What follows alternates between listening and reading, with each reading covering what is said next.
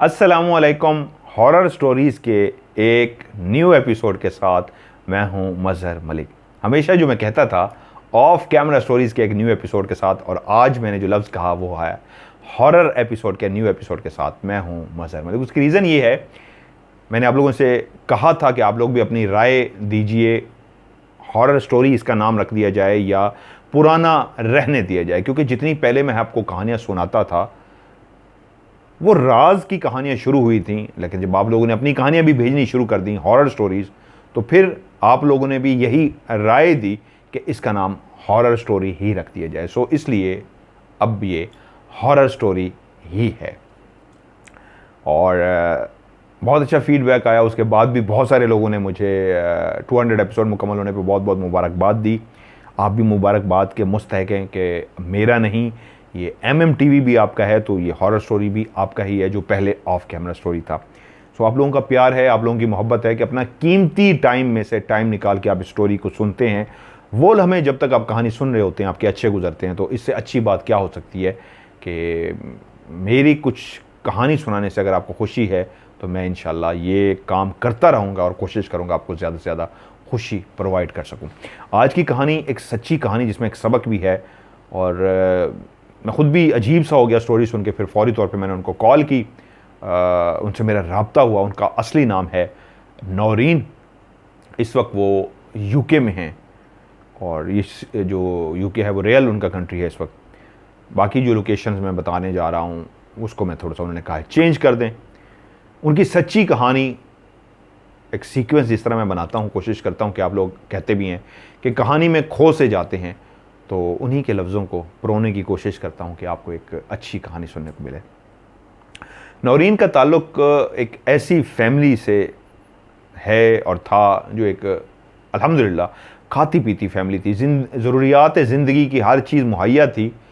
अल्लाह ताला का जितना भी वो शुक्र अदा करते कम था, सब कुछ रब का दिया उनके पास था। वो पढ़ी लिखी भी थी, शक्ल सूरत भी माशाल्लाह अल्लाह ताला ने बहुत खूबसूरत दी थी।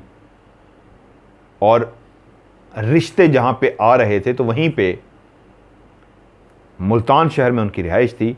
वहीं पे पाकिस्तान के एक शहर, फर्जी नाम शेखोपुरा रख लेते हैं, शेखोपुरा से उनके लिए रिश्ता आया। वो भी एक इंतहाई पढ़ी लिखी खाते पीते लोग। खाते पीते से मुराद ये होती है, क्योंकि मैं हर चीज़ थोड़ी सी एक्सप्लेन भी करता हूँ इसलिए कि बहुत सारे लोग जो बाहर कंट्रीज़ में हैं उनको अगर नहीं समझ आती तो उनके लिए, कि खाते पीते से मुराद ऐसे लोग जिनके पास अल्लाह का दिया सब कुछ हो, किसी चीज़ की कमी ना हो। तो लफ्ज़ जो यूज़ किया था वो अमीर लोग थे, उसको हम लोग कहते हैं खाते पीते लोग। वो भी एक खाती पीती फैमिली थी, उनके यहाँ भी किसी चीज़ की कमी नहीं थी। रिश्ता इस अंदाज में इतनी जल्दी तय पाया कि सब हैरान रह गए। लड़का भी इंतहाई खूबसूरत था, खूबसूरत था, लड़की भी खूबसूरत थी, खूबसूरत थी। दोनों लड़का और लड़की में वो क्वालिटीज़ पढ़े लिखे होने के साथ साथ अच्छी नेक सीरत और ख़ूबसूरती भी, दोनों ने एक दूसरे को इस अंदाज में पसंद कर लिया कि चट मंगनी और पट ब्याह वाली मिसाल हुई। फ़ौरन शादी हो गई और नौरीन मुल्तान से शेखोपुरा अपने शौहर के घर उतरी। जब वहाँ पे लैंड की तो एक नई ज़िंदगी का ऐसा अंदाज़ शुरू हुआ जिसमें खुशियाँ ही खुशियाँ थीं, जिसमें प्यार करने वाला शौहर था, जिसमें प्यार करने वाली सास ससुर तमाम घर के बाकी फ़र्द भी इस तरह ट्रीट करते थे जैसे उनके घर में बहू नहीं बेटी आई हो। सिर्फ मसला था तो एक था कि जो रिश्तेदार थे, जो इर्द गिर्द वाले ऐसे लोग थे जो जान पहचान वाले थे, वो रश्क करते थे और बाकायदा जुमला कहते थे, कमाल जोड़ी है, कमाल खूबसूरत जोड़ी है। और क्या लड़की ने आके घर के अंदर ऐसा सबको गर्विदा बनाया है अपनी मोहब्बत से, अपने अमल से, अपने किरदार से। घर वाले भी उसके गर्विदा हो गए हैं और वो भी उसको इस तरह प्यार करते हैं कि रश्क आता है। ऐसा बहुत कम देखने में आता है। जब उन्होंने मुझे स्टोरी भेजी तो पहले लाइन भी उनकी यही थी, मज़हर भाई क्या मेरे घर को नज़र लग गई? ये मैं एंड में इसका जवाब दूंगा, क्योंकि मैंने शुरू में कहा जहाँ पे ये खौफनाक कहानी है वहाँ पे इस कहानी में एक सबक भी है। क्या है मैं एंड में बताता हूँ। नौरीन ने जो मुझसे सवाल पूछा उसी का जवाब भी मैं एंड में दूंगा। ज़िंदगी गुजरती रही, उनके यहाँ अल्लाह ताला ने एक बेटी और एक बेटा अता किया। उनके जो शौहर, फर्जी नाम उनका रख लेते हैं कामरान लिख लेते हैं। कामरान शादी से पहले जिस फील्ड से वाबस्ता थे, तो उस मल्टीनेशनल कंपनी ने उनको ट्रेनिंग के लिए बाहर भिजवाया। तो वो बाहर 2-3 मुल्कों में रह के आ चुके थे। शादी के बाद जब बच्चे भी हो गए, 2 बेटा और बेटी हो गए और 3 साल हो चुके थे, तो इस दौरान कभी भी किसी बात पे लड़ाई दोनों मियाँ बीवी में नहीं हुई थी, सिवाय इसके कि लोग हसद करते थे, रश करते थे। वहीं पे कभी कभी अगर किसी बात पे तल्ख कलामी होती थी तो वो इस बात पे थी। कामरान कहता कि मुझे बाहर जाना है, यहाँ की लाइफ बहुत स्लो है, बाहर की एक और लाइफ है, खूबसूरत लाइफ है, मैं यहाँ एडजस्ट नहीं हो सकता, मैं तुम्हें भी ले जाऊँगा, बच्चों का एक मुस्तकबिल अच्छा होगा, हमारे पास यहाँ भी सब कुछ है, लेकिन वहाँ इससे भी लग्जरी लाइफ होगी, मैं एडजस्ट नहीं कर पा रहा। वो बाहर की बहुत तारीफ़ें करता। बीवी थी, लेकिन बच्चे होने के बाद माँ भी बन चुकी थी, तो बच्चों के जब मुस्तकबिल को सोचती और शौहर की बातों को मानना ही पड़ता है। एक जिसकी अच्छी तरबियत की गई हो, उस बेटी को आखिर हार माननी ही पड़ती है। वो चाहती थी कि बिल्कुल तुम जाओ, मैं बिल्कुल मना नहीं करती, लेकिन इस शर्त पे जाओ, इन दोनों को और मुझे भी साथ लेके जाओ, अब हम तुम्हारे बगैर नहीं रह सकते।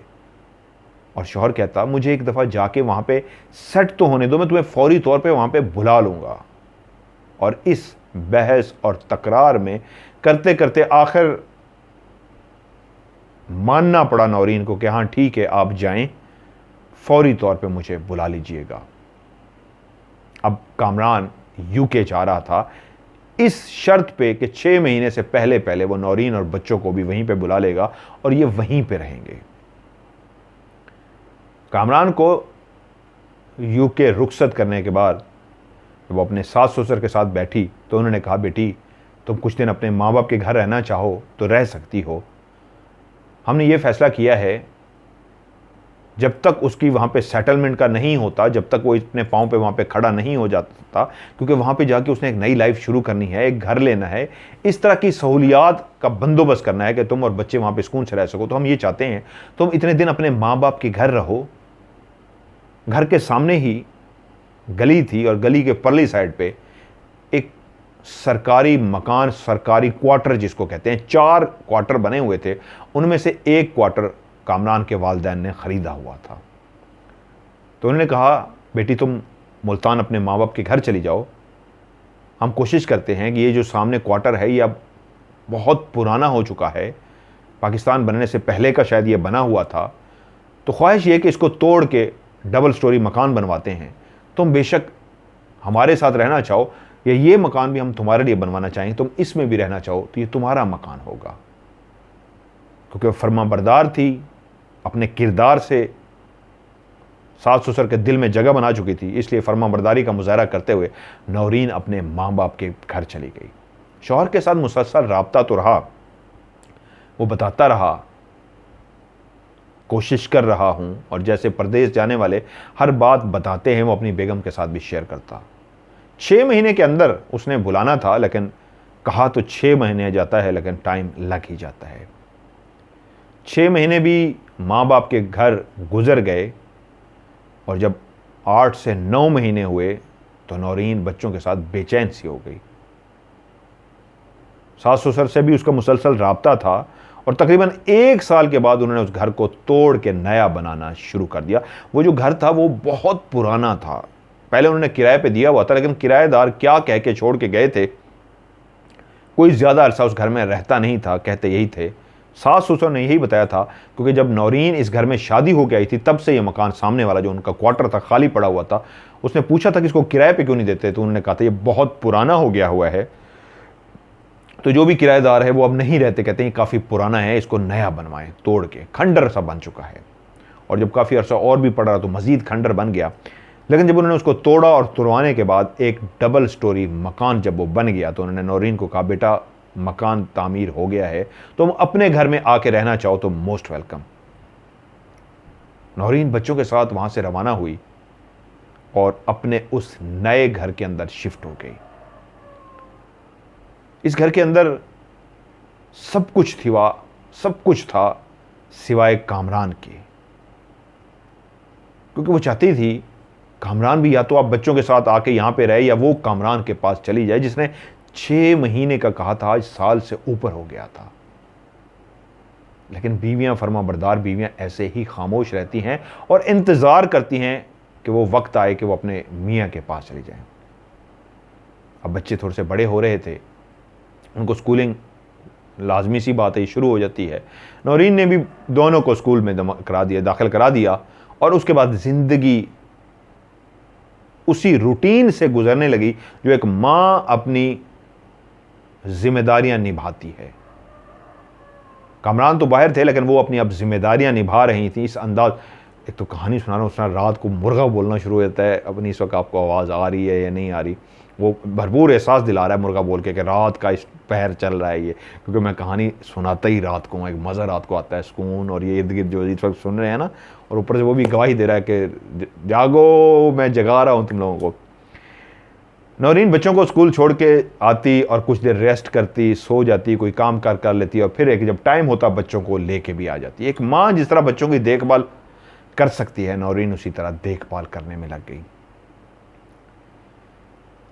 इस घर में रहते हुए नौरीन को कुछ ही अरसा हुआ था। बच्चे जब स्कूल चले जाते, वो अकेली होती, तो उसको पहली दफा एहसास हुआ सामने वाले कमरे से कोई गुजरा है। उसने मुड़ के भी उस तरफ देखा, यूं अंदाज जिस तरह यहाँ हमारे घर में भी मैं आपको कई दफ़ा दिखा चुका हूँ, होता भी है और लाइव आपको स्टोरी में भी आवाज़ें आई हैं, बहुत कुछ नज़र भी आया कि कोई गुजरा है। ये उस वक्त एहसास होता है उन घरों के अंदर, हर घर में नहीं होता, किसी घर में, जब वो मखलूक रह रही होती है और अचानक से कोई गुजरता है तो एकदम से आपकी आंख जो सामने देख रही होती है, लेकिन उसको यूं नज़र आ जाता है कि कुछ उस साइड पे हुआ है, और आप इस तरह मुड़ के देखते हैं तो वहाँ पे कुछ नहीं होता। उसको वो अपना वहम समझी, अपने काम में मसरूफ़ हो गई। लेकिन अब गाहे बगाहे, वक्तन फ़वक्तन, हर कुछ दिनों के बाद उसको महसूस होता पीछे किसी की आने की आवाज़ आई है, जैसे कोई पीछे चलता हुआ आ रहा है। मुड़ के देखती तो कोई भी ना होता। इस तरह गर्दन घुमाती, ये दरवाज़ा कैसे हिला है, हवा भी नहीं है, अंदर कोई बच्चे भी नहीं हैं, वो स्कूल गए हुए, तो दरवाज़ा कैसे हिला है। फिर कभी ऐसा होता कि वो किचन में खड़ी होती, पीछे एक ऐसी चीज़ जो गिर ही नहीं सकती थी वो नीचे गिर जाती। मुड़ के अचानक देखती क्या हुआ, तो कोई भी नज़र ना आता। एक एहसास के सिवाय वो अकेली नहीं है, कोई है उसके साथ इस घर में जो शरारतें कर रहा है। कभी वो गुजरता है, कभी आवाज़ पैदा करता है, कभी दरवाज़ा खोलता है, कभी खिड़की हिल जाती है, कभी ऊपर से एकदम तेज़ी से कोई गुजरता है। पहले तो उसने अपने जहन में सोचा शुरू में कि मेरा वहम है, लेकिन जब उसको बाकायदा महसूस होना शुरू हो गया कि इस घर में वो अकेली नहीं है, कोई और भी इस घर के अंदर है, तो उसने फैसला किया कि मुझे सामने अपने सास ससुर को जाके ये बात बतानी चाहिए। फिर एकदम से उसके दिमाग में ख्याल आया, वो हंसेंगे इस बात पे, मेरा मजाक उड़ाएंगे, वो इन बातों में बिलीव नहीं करते, और जब मैं उनको ये बात बताऊंगी कि इस घर में मैं अकेली नहीं हूं, मेरे साथ कोई और भी हो, तो मेरा तो मजाक उड़ेगा। वो इस खौफ से खामोश हो गई। लेकिन जो भी उसके साथ उस घर में था, वो मुसलसल सामने आए बगैर एहसास दिला रहा था कि मैं इर्द गिर्द मौजूद हूं। तो मैं नजर नहीं आ रहा, लेकिन ये जो खिड़की खुली, ये दरवाजा खुला, ये जो प्लेट गिरी, ये जो चम्मच गिरा, ये जो गिलास अपनी जगह से सिरका, ये शीशे के सिरकने की आवाज आई, ये हम हैं, कोई है जो कर रहा है। और आखिर एक दिन वो अपने ससुराल पहुंच ही गई और जाके वो दिल की बात, वो खौफ की बात जो थी उनको बता दी कि घर में मैं जब भी अकेली होती हूँ तो मुझे एहसास होता है, जब बच्चे होते हैं कुछ नहीं होता, जब मैं अकेली होती हूँ तो लगता है कोई घर में और भी है। उनका जवाब वही था जो उसके दिल में खौफ था। वो हंसना शुरू हो गया और उन्होंने हंसते हुए कहा, तुम तो पढ़ी लिखी हो, तुम इन बातों पे कैसे बिलीव कर रही हो, घर में कुछ भी नहीं है, तुम्हारा वहम है, तुम्हारा खौफ है। अमूमन ऐसे लोगों को लगता है कि घर में कोई है, जो अक्सर लोग घर में अकेले होते हैं, होता कुछ नहीं है, उनको ऐसे खामखा लगना शुरू हो जाता है कि जी घर में है। तो पहले भी डरती थी अपने घर में, उसने कहा नहीं, मेरे घर में कभी कुछ ऐसा नहीं हुआ, मुझे कभी कोई महसूस ही नहीं हुआ, तो मैं क्यों डरूंगी, फर्स्ट टाइम ऐसा महसूस हो रहा है तो इसलिए मैं आपसे कह रही हूँ। उन्होंने बात को हंस के टाल दिया कि ये तुम्हारा वहम है और पढ़े लिखे लोगों को इस तरह की बात नहीं करनी चाहिए। अब वो अपने घर तो वापस आ गई, लेकिन एक तहैया कर चुकी थी कि अब इनको दोबारा इस तरह की बात नहीं बतानी, वरना मेरा मजीद मजाक उड़ाया जाएगा। कुछ दिन और गुजर गए। बच्चों की रूटीन थी कि वो स्कूल से जब वापस आते घर बैठ के खाना खाते, खाना खाते ही वो सामने ही घर था उनके ददियाल का, वो वहाँ चले जाते, वहाँ पे और भी बच्चे थे उनके साथ खेलते। उनके और भी बेटे थे सास ससुर के, उनके भी बच्चे थे। क्योंकि नौरीन और उसके बच्चों को उन्होंने सेपरेट सामने, क्योंकि प्राइवेसी डिस्टर्ब ना हो, तो उन्होंने उनको सामने घर बना के दे दिया था। बाकी जो बेटा था उनके साथ भी रह रहा था कि नौरीन के दिल में ये बात ना आए कि हमें अलग घर नहीं दिया, दूसरे बेटे को दे दिया। उस दिन भी ऐसे हुआ, बच्चे स्कूल से आए, आके उन्होंने खाना खाया। खाना खाते ही उसका बेटा और बेटी, मामा हम सामने जा रहे हैं। माँ ने कहा ठीक है। उन्हें दरवाज़ा खोला और सामने आंखों से वो देख रही है नौरीन, बेटा और बेटी दरवाज़ा खोल लेते हैं। खोलने के बाद दरवाज़ा बंद किया और बाहर जा चुके हैं। नौरीन अपनी रूटीन के हिसाब से, बच्चे चले गए थे और वो अपने कामों की तरफ मुतवज्जो होने लगी कि अभी कुछ चंद सेकंड ही हुए थे कि नौरीन को लगा बच्ची में से उसकी बेटी वापस आ गई है। और ये एक ऐसा एहसास था, वो मुड़ चुकी थी, उसकी कमर थी दरवाजे की तरफ, लेकिन एकदम से मुड़ी ये देखने के लिए इस एहसास के साथ कि बेटी वापस क्यों आई है। और वाकई जब उसने मुड़ के देखा तो उसकी बेटी वाइट फ्रॉक पहने बिल्कुल दरवाजे के सामने इस अंदाज में खड़ी थी जैसे अभी दरवाज़ा खोलेगी और बाहर चली जाएगी। एकदम से चौंक पड़ी, ये तो बाहर चली गई थी, फिर क्यों वापस आई है? और वापस भी इस अंदाज में आई है कि मुंह उस तरफ करी, मुंह दरवाजे की तरफ करके खड़ी है कि बाहर निकलने लगी है। इसको तो अंदर आना चाहिए अगर कोई काम था तो। फिर एकदम जहन से आया शायद किसी काम से, किसी वजह से आई थी, फिर साथ ही वापस जा रही। अभी वो इन बातों को सोच रही थी कि बेटी क्यों आई, क्यों वापस जाने लगी है। तो उसी लम्हे उसने देखा कि बेटी जो सामने नजर आई थी अब वो उस जगह पे नहीं है। ये क्या हुआ है? मेरी बेटी एकदम से सामने आई है और साथ ही वो फिर वापस भी चली गई है, लेकिन दरवाज़ा खोला कैसे? दरवाज़ा तो बंद हो गया था। फिर अभी भी दरवाज़ा उसने बंद नहीं किया। अभी वो इन बातों को सोच रही थी कि एक और बात उसके दिमाग में आई, और वो ये थी, अगर मेरी बेटी की उम्र 5 साल है, इसकी उम्र तो 10 साल थी। हाँ, मेरी बेटी की तरह का वाइट फ्रॉक जरूर पहना हुआ था, लेकिन आज तो मेरी बेटी ने वाइट फ्रॉक नहीं पहना। हाँ, मेरी बेटी के पास वाइट फ्रॉक है, लेकिन आज उसने नहीं पहना हुआ। और जिसको मैंने देखा है, अगर ये मेरी बेटी 5 साल की है, इसका ये तो तकरीबन 10 साल की बच्ची लग रही थी। और एकदम से एहसास हुआ इसका तो कद भी काफी लंबा था। और साथ ही दिमाग में जिस बात का झटका लगा वो ये था, उसका सर काफी बड़ा था जिस बच्ची को उसने देखा था। और एक और बात जो उसके अभी तक याद थी, उस बच्ची के जिसका मुंह दरवाजे की तरफ था और कमर करके वो खड़ी थी, उसकी कटिंग यहां शोल्डर तक थी। अक्सर लड़कियां शोल्डर तक कटिंग कराती हैं। उस वाइट फ्रॉक वाली लड़की जिसकी कद तकरीबन उसकी बेटी से थोड़ा सा बड़ा था, सर काफी बड़ा था, उसकी शोल्डर कटिंग थी, लेकिन उसका वो मुंह नहीं देख सकी थी क्योंकि उसका मुंह दरवाजे की तरफ था। और ये 2 से 3 सेकंड में अभी वो सोचा ही था कि साथ ही वो गायब भी हो गई। मां थी, एकदम से चलती हुई गई दरवाजे के पास कि मेरी बेटी है, कौन है, क्या है? तो देखा दरवाजा तो बंद है, ऑटो लॉक हो जाते हैं जिस तरह दरवाजे। फिर भी उसने दरवाजा खोला और देखा मेरे बच्चे सामने जा चुके हैं। चलती हुई अंदर गई और जाके मुतमईन हो गई कि बच्चे वाकई अंदर ही हैं, यहां पे कोई भी नहीं है। अब घर में आके फिर अपने कामों में मसरूफ हो गई। ये बात भी जहन में रही, लेकिन जिंदगी की जिम्मेदारियों को भी तो निभाना पड़ता है। बच्चे आ गए हैं, खेलने चले गए हैं, अगर थोड़ी देर के बाद तो वो वापस आएंगे, उनके लिए बाकी जो एहतमाम करने होते हैं, एक माँ की जिम्मेदारियां होती हैं, वो नौरीन जिम्मेदारियां पूरी करने में लग गई। लेकिन जब रात हुई, अपनी जिम्मेदारियों से पूरी कर चुकी उन जिम्मेदारियों को और अपने बिस्तर पे लेटी, बच्चे सो गए, तो अब वो लम्हा था जब एक ऐसी औरत जिसका शौहर बाहर हो और वो बाप भी और माँ भी बन के बच्चों को पाल रही हो, तो उस सोने का ऐसा लम्हा होता है, वो सोने वाला लम्हा, जब उसके दिमाग में कई सवालात आते हैं, कई ख्यालात आते हैं, कई बातें आती हैं, और उन बातों को सोचते सोचते, उन ख्वाबों को देखते देखते, उस लड़ी को जोड़ते जोड़ते, जो लड़ी जाके जुड़नी है उस शौहर के साथ जो बाहर बैठा है, जिसने घर का बंदोबस्त करके बच्चों और उसकी बीवी को बुलाना है, वो कड़ियां मिलाते मिलाते वो सो जाती थी। लेकिन आज सोचें कुछ मुख्तलिफ थी। आज सोचें वो रोज वाली नहीं थी, आज सोच ये थी या खुदाया वो बच्ची कौन थी जिसका इतना बड़ा सर था। मेरी बेटी अगर 5 साल की तो वो 10 साल की नजर आ रही थी। वाइट फ्रॉक बिल्कुल मेरी बेटी की तरह था, लेकिन उसका मुंह दूसरी तरफ था, बाल उसके शोल्डर कटिंग थे। वो कौन थी? क्या वो मेरा वहम था या वाकई सचमुच में कोई लड़की थी? नहीं, वो वहम नहीं हो सकता। वो कैसे वहम हो सकता है? मैंने उसको देखा है। या शायद मेरा वहम है, इसी शायद में देखा है या शायद मेरा वहम है। सोचते सोचते आखिर उसको नींद आ गई। अगला दिन उसी तरह रूटीन का गुजरा और जब रात हुई, नौरीन अपने बिस्तर पे सोई तो रात का कौन सा पहर था कि उसकी आंख खुली।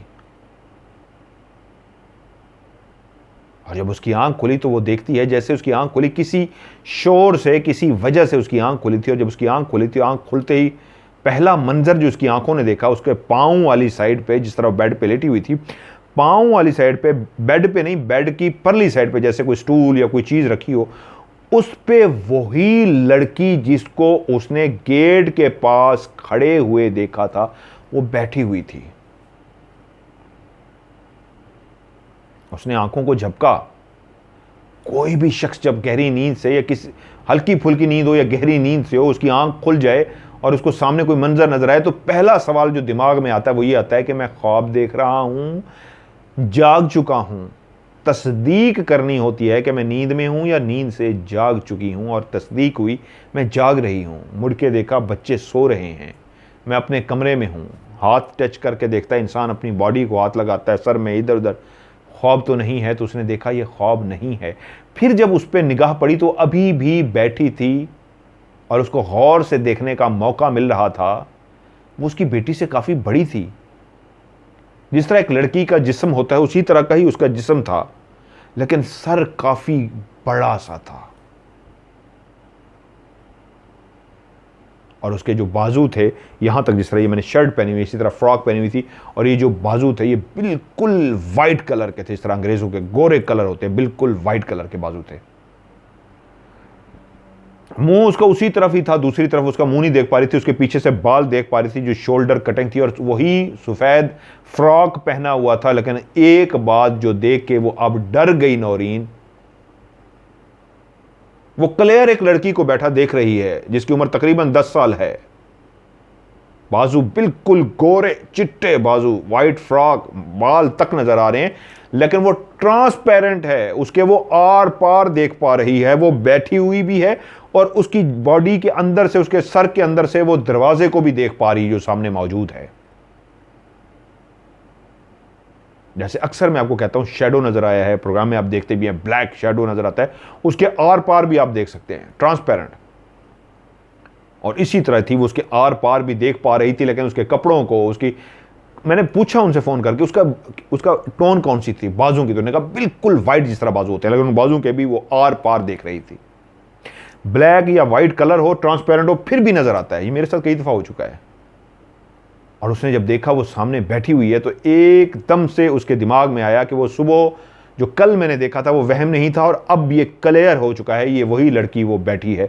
वो अपनी जगह से हिलने लगी, उठने लगी खौफ के मारे कि उसने देखा उसी लम्हे वहां पे अब कोई भी नहीं था। लेकिन ये 100% कन्फर्म हो गया था, ना कल वहम था ना आज वहम है, क्योंकि वो अब उठ भी चुकी थी और उसके उठने के दौरान जब उठने लगी है तो वो गायब हो चुकी थी।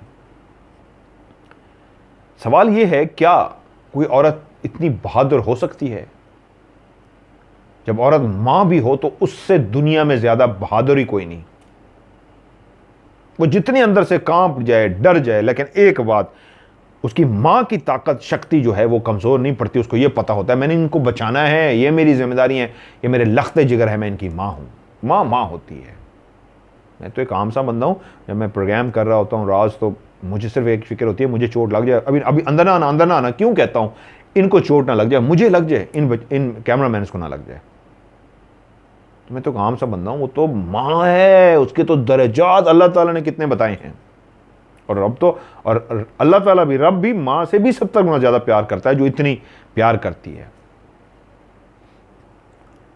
खैर, जब वो उठी अपनी जगह से तो उसने देखा सामने कोई भी नहीं है। वो यकीनन जा चुकी थी, लेकिन एक बात तो कंफर्म हो गई थी, वो यहां पे इसी लम्हे यहां पे बैठी हुई थी। दिल की धड़कन तेज थी, खौफ उसके अंदर सवार था, लेकिन एक एहसास यह था मेरे बच्चों को कुछ ना हो, वो कोई भी है मेरे बच्चों को नुकसान ना पहुंचाए। वो ससुराल वालों को तो बताने से तो कतरा रही थी, वो तो समझ चुकी थी कि अब उनको कभी नहीं बताना, वो तो उल्टा मजाक उड़ाएंगे। उठी, उसने पढ़ाई की, अपने ऊपर फूंका, अपने बच्चों के ऊपर फूंका और लेट गई। काफ़ी देर जागती रही, जागती रही, जागती रही। किस टाइम उसको नींद आ गई उसको नहीं पता। उसी तरह बच्चों को तैयार किया, स्कूल भेजा, लेकिन सारा दिन उस वाक़ये को सोचती रही जो उसके साथ रात गुजरा था, जो रात को उसके साथ हुआ था। कुछ दिन तो उस घर में कहती है बिल्कुल सुकून रहा, कुछ भी नहीं हुआ, सिवाय उसके दिमाग पे वो वाकया जो सवार हुआ था वो भी आहिस्ता आहिस्ता उतरना शुरू हो गया। वो पढ़ी लिखी भी थी, बहादुर भी थी, और उसने अपने बच्चों के लिए जीना भी था। वो कुछ ऐसा अफोर्ड नहीं कर सकती थी जिसकी वजह से उसके लिए कोई प्रॉब्लम है, उसके बच्चों के लिए कोई प्रॉब्लम हो। वक्त इसी तरह गुजरता रहा, लेकिन कुछ दिनों के बाद अब उस मखलूक ने जो उस घर के अंदर मौजूद थी, बाकायदा तौर पे अपना आप आहिस्ता आहिस्ता महसूस कराना शुरू कर दिया। अब पहले वो आवाज़ आती थी, कभी दरवाज़ा खुलता था, कभी खिड़की खुलती थी, कभी प्लेट गिरती थी, चम्मच गिरता था, गिलास घसीटने की आवाज़ आती थी। अब कभी कभी जो उसको महसूस होता था कोई गुजरा है, अब उसकी आंखें देखती कोई शैडो तेजी से गया है,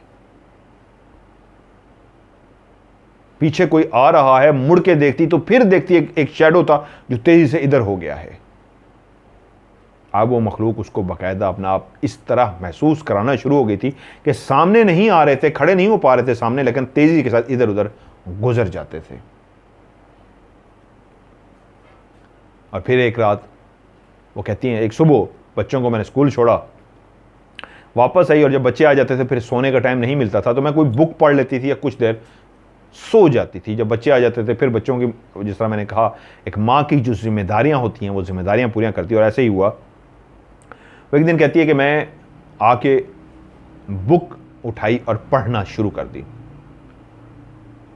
बुक पढ़ते पढ़ते मुझे कब नींद आ गई मुझे बिल्कुल अंदाजा नहीं हुआ। काफ़ी देर मैंने बुक पढ़ी, लेकिन ऐसा होता है अक्सर नींद आ जाती, तो मैं सो गई, और मैंने अलार्म लगाया हुआ था कि 1 बजे बच्चों को लेने के लिए जाना है। कहती मैं ख्वाब देख रही हूँ, कि मैं ख्वाब में देखती हूँ जिस तरह कि इंसान कुछ चीज़ें ख्वाब में देखता है, ऐसे देखते देखते एकदम से कहती है मेरी ख्वाब के अंदर सामने दीवार पे निगाह जाती है, तो मुझे लगता है ओह 1 तो बज गया, मैं अभी तक सो रही हूँ, मैंने तो बच्चों को लेने के लिए जाना है। ये मंजर वो ख्वाब में देख रही है कि घड़ी 1 बजा रही है, टाइम हो गया, मैंने बच्चों को लेने के लिए जाना है, और उसी लम्हे उसकी आंख खुलती है, और आंख खुलते ही वो सामने दीवार पे लगी घड़ी पे देखती है, तो वही टाइम जो उसने ख्वाब में देखा था एग्जैक्ट वही टाइम हो चुका है। 1 मिनट रहता था 1 बजने में, और सामने घड़ी में भी बिल्कुल 1 मिनट रहता था, क्योंकि 1 बजे तो अलार्म ने बज पड़ना था। जैसे ही आंख खुली इस एहसास के साथ कि 1 बज गया है, 1 मिनट रहता है और मैंने बच्चों को लेने जाना है, और आंख खुली, फौरी तौर पे निगाह भी घड़ी की तरफ गई, लेकिन साथ राइट साइड पे कोई खड़ा था। घड़ी पे निगाह पड़ते ही एहसास हो गया इस साइड पे कोई खड़ा है। आंख तो खुल चुकी थी, टाइम ख्वाब वाला और घड़ी वाला एक जैसा था, लेकिन अब एक नया एहसास था, इस साइड पे कोई खड़ा है। जैसे उसने इस तरह मुड़ के देखता, जो भी था वो तकरीबन 1 फुट जितनी हाइट का था, उसकी ज्यादा लंबी हाइट नहीं थी। वो भागता हुआ वहां से गया, और जो एक अलमारी बनी होती है टीवी के लिए, बिल्कुल उसके पीछे जाके छुप सा गया। उसने क्लियर उसको भागते हुए देखा था। वो एक बिल्कुल छोटा, जिस तरह बच्चा होता है 1 फुट का, 12 इंच का 1 फुट का बच्चा भागता हुआ उसकी आंखों के सामने गया और जाके अलमारी के पीछे छुप सा गया है। लेकिन उसी लम्हे उसने देखा, जब वो भागते हुए जा रहा था, अलमारी के साथ एक शॉपर पड़ा हुआ था, ब्लैक कलर का लिफाफा पड़ा हुआ था, जिसमें कोई सामान वगैरह था, वो उसके ऊपर पाँव जो रखे गया है, तो उसके पाँव रखने से उस शॉपर की जो आवाज़ थी वो आवाज़ भी क्लियर उसने सुनी। यानी कि वहम की तो गुंजाइश ही नहीं रही, उसका ना सिर्फ वजूद था बल्कि भागता हुआ गया, और भागते भागते जब उसने शॉपर पे पाँव रखा तो पाँव रखने की आवाज़ भी आई और वो छुप तो गया, लेकिन इस अंदाज में वो छुपा हुआ था कि उसका एक पाँव अभी भी शॉपर के बिल्कुल साइड पे, कोने पे ही शॉपर रखा हुआ था, बिल्कुल शॉपर के बिल्कुल साइड से उसका पाँव बाहर निकला हुआ था। वो अब भी वहीं पीछे छुपा खड़ा था, लेकिन उसका पाँव शॉपर की साइड से क्लियर, एक छोटा सा पाँव, काला स्याह पाँव उस बेबी का, उस बच्चे का नजर आ रहा था, जो उन जिनात के बच्चों में से था, जो टोटल 1 फुट कद का था, काला स्याह था, और उसके छोटा सा पाँव, जिसकी छोटी छोटी पाँव की उंगलियां, 3 उंगलियां, 5 नहीं, अंगूठा और 2 और उंगलियां, 3 उंगलियों वाला वो पाँव सामने। वो कह रही है मैं देख पा रही हूं, जैसे ही मैंने उसको भागते हुए देखा, भागते भागते उसने शॉपर पे पाँव रखा और उसके बाद छुप गया, और मेरी निगाह अभी तक वहीं पे है, लेकिन छुपने के बाद वो इस अंदाज में छुपा कि उसने अपना एक पाँव बाहर निकाला हुआ था, शॉपर की राइट साइड पे नजर आ रहा था कि एक छोटा सा काला स्याह पाँव उस बच्चे का है जो नजर आ रहा है, और साथ ही उसके मुंह से निकला कौन कौन हो, तो साथ ही वो पाँव भी अंदर उसने छुपा लिया। मैंने कहा ना, मां बहुत बहादुर होती है, दिन का टाइम जरूर है लेकिन मां बहुत बहादुर होती है। उसकी बहादुरी ये थी कि बजाय खौफजदा होने के, बहुत ज्यादा डरने के, इस एहसास के साथ जल्दी से उठी कि मेरे बच्चों को देर ना हो जाए, वरना ये मंजर तो किसी को भी डरा नहीं दे, बेहोश कर दे। लेकिन वो जल्दी से उठी और बच्चों को लेने के लिए स्कूल चली गई। स्कूल जाते हुए सारे रास्ते में वो मंजर उसकी आंखों के सामने रहा, लेकिन जहाँ पे मैंने कहा एक औरत के अंदर खौफ होता है, डर होता है, उसके अंदर भी था, नौरीन के अंदर भी था, लेकिन वो अल्लाह की ताकत पे यकीन रखती थी। फौरी तौर पे उसने सूरत पढ़ी कुरान मजीद की और अपने ऊपर दम किया और बच्चों को लेने चली गई। उस पूरे रास्ते में उस बच्चे को सोचती रही जिसने आज अपना आप क्लियर सामने लाके खड़ा कर दिया था। इस बात का सबूत था कि वो मखलूक अब जो उस घर में बसेरा रखती थी, जो पहले पुराना था, बहुत पुराना था, कब से आबाद थी, उसको तुड़वा के डबल स्टोरी तो बना दिया गया था, लेकिन अब भी उसका, इस मखलूक का इस घर के अंदर बसेरा था। बच्चों को आज वो अपने स्कूल से तो लेके आ गई, लेकिन आज बच्चों पे निगाह रखे हुई थी, कहीं मेरे बच्चों को परेशान तो नहीं करते, मेरे बच्चों को डिस्टर्ब तो नहीं करते। लेकिन सारा दिन बच्चों पे निगाह रखने के बाद उसको इतना अंदाज़ा हो गया, वो जो मखलूक भी है उसके साथ तो इस तरह कर रही है, छुपन छुपाई खेल रही है, लेकिन बच्चों को अभी तक ऐसा कुछ भी महसूस नहीं हुआ था। वो बातों बातों में बच्चों के साथ ऐसी बातें भी कर चुकी थी कि बच्चे शायद कुछ ऐसा बता सकें कि उनके कुछ फील हुआ हो या कुछ हुआ हो, लेकिन बच्चों ने कुछ भी ऐसा नहीं कहा। माँ जिस तरह तरीके से पूछती है किसके साथ खेलते हो, यहाँ घर में भी किसी के साथ खेलते हो, घर में और क्या, बच्चों ने कुछ ऐसा इशारा नहीं दिया जिससे वो समझ सकती कि बच्चों को कुछ महसूस हुआ है। वक्त इसी तरह गुजरा और एक दिन वो सो रही थी, वो अभी स्कूल जाना था बच्चों को लेने के लिए दिन के टाइम पे, कि आज उसने एक ख्वाब देखा और अजीब व गरीब सा ख्वाब देखा। वो कहती है मेरा जो ऊपर वाला पोर्शन है वहाँ पे कमरों की बजाय एक बहुत बड़ा हॉल है, मैं उस हॉल में मौजूद हूं और मेरे सामने बहुत सारी खवातीन मौजूद हैं और उन्होंने बुरके पहने हुए हैं। बुरके इस तरह के पहने हुए हैं, अक्सर आप लोगों ने देखा होगा पठान या अफगानिस्तान में इस तरह की औरतें बुरके पहनती हैं सर के ऊपर, इसकी आगे इस तरह की जाली बनी हुई थी, आंखों के आगे एक जाली होती है चौरस सी, और टोपी वाला उसको बुरका कहते हैं, और पूरा गोल सा होता है, उन्होंने टोपी वाला बुरका कहलाता है, वो पहना हुआ था। और उनके साथ एक मर्द भी था, दाढ़ी थी उसकी, इंसान जितना कद होता है उतना, बिल्कुल इंसान जितना उसका कद था और दाढ़ी थी उसकी। खवातीन ने जो कपड़े पहने हुए थे, इस तरह के थे, जैसे मैंने लफ्ज़ कहा पठान, इस तरह पठानों की तरह के कपड़े पहने हुए थे, चेहरे उन्होंने छुपाए हुए थे, और वो कहते हैं जो मेरा ऊपर वाला पोर्शन है वो एक हॉल की तरह था और एक साइड पे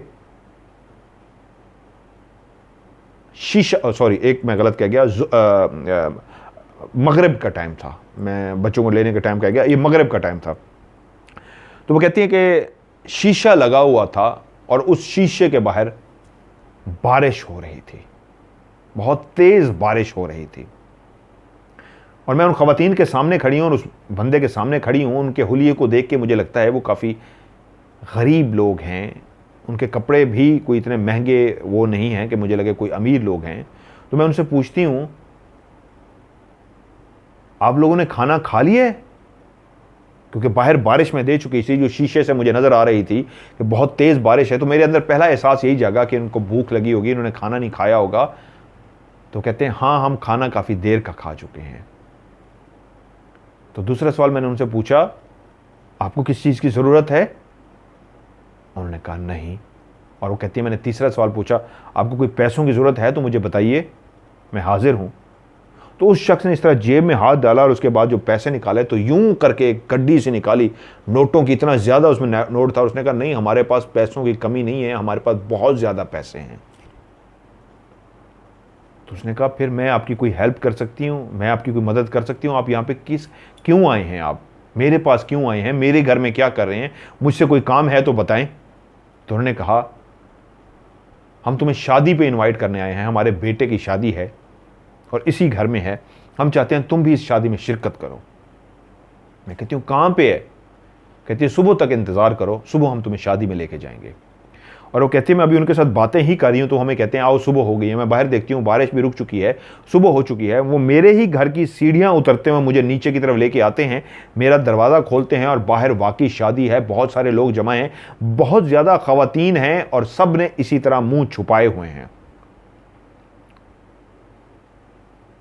सिर्फ वही एक शख्स जो मेरे साथ आया था, जिससे मैंने बातें की, मैं उसका चेहरा देख पा रही हूँ, बाकी सबके मुंह छुपे हुए हैं।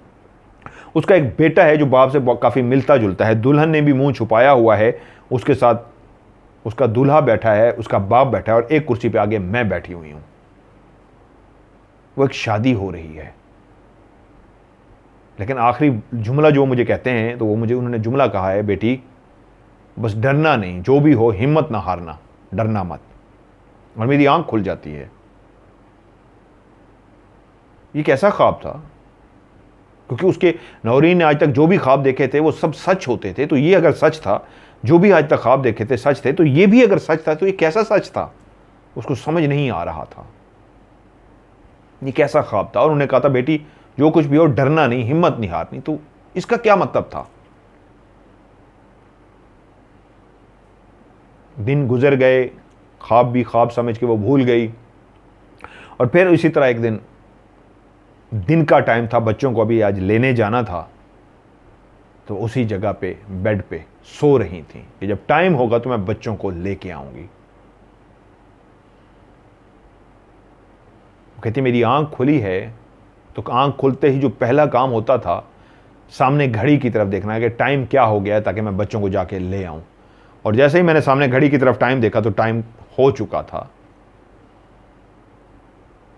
उसी वक्त छठी हिस्स जो घड़ी की तरफ देख रही थी उसने कह दिया कोई है जो इस वक्त तुम्हारे बिल्कुल पास खड़ा हुआ है।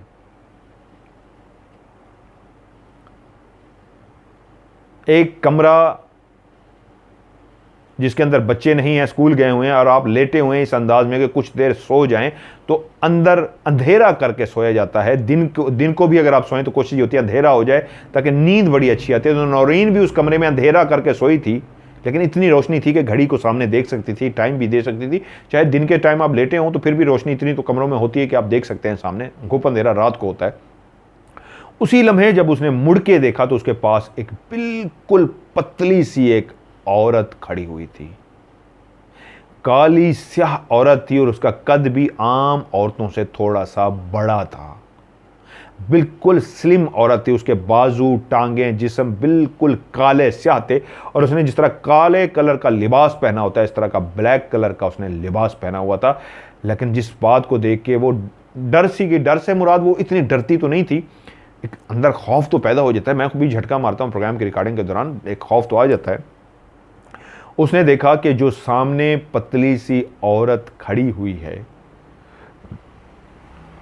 उसकी गोल मुंह की बजाय, जिस तरह हमारा सर गोल है, फेस है, गोल की बजाय ट्राइएंगल, तकोन की तरह उसका 3 नोकों वाला इस तरह सर था। उसमें नाक, मुंह, कान, आंखें कुछ भी नजर नहीं आ रहा था, लेकिन उसकी सर की जगह पे ऐसे तकोन बना हुआ था जिससे उसको अंदाजा हो गया कि ये जो भी मेरे साथ खड़ी है ये कोई इंसान नहीं, ये जिन्नात में से है। और जैसे ही नौरीन की उस पर निगाह पड़ी तो वही औरत जो बिल्कुल उसके पास खड़ी उसको देख रही थी, आराम से, तेजी के साथ भी नहीं, आराम से मुड़ी है। 1-2 सेकंड बाद वो वहीं पे खड़ी रही है। उसने उसको देख लिया है नौरीन ने कि मैंने तुम्हें देख लिया है। उसने कहा कोई बात नहीं, देख लिया तो। और फिर वहीं से मुड़ी है आराम से, और मुड़ने के बाद सामने जाकर गायब हो गई है।